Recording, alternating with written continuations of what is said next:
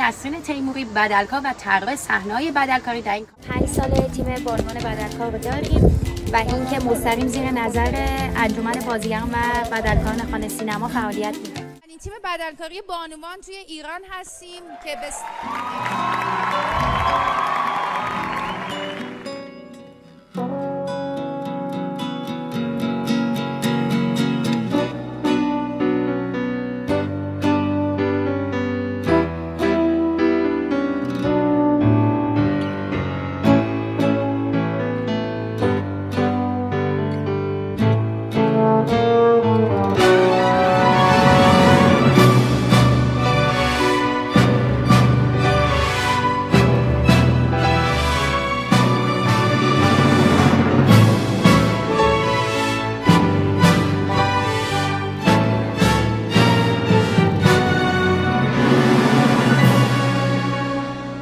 ایران فدای اشک و خنده تو، دل پر و تپنده تو، فدای حسرت و امیدت، رهایی رمنده تو، رهایی رمنده تو.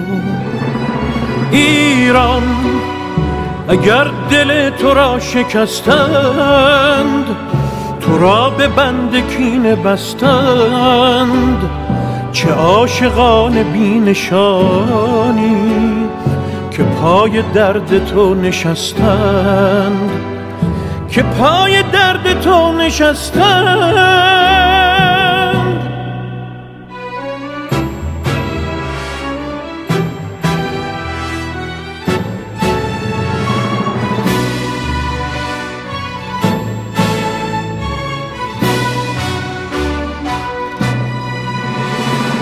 کلام شد گلوله باران، به خون کشیده شد خیابان، ولی کلام آخری شد که جان من فدای ایران. تو ماندی و زمان نو شد، خیال عاشقان نو شد، هزار دل شکست و آخر 1001 بهانه نو شد. ایران به خاک خسته تو سوگند، به بغض خفته دماوند، که شوق زنده ماندن من به شادی تو خورده پیوند، به شادی تو خورده پیوند. ایران اگر دل تو را شکستند، تو را به بند کینه بستند، چه عاشقان بی نشانی که پای درد تو نشستند، که پای درد تو نشستند.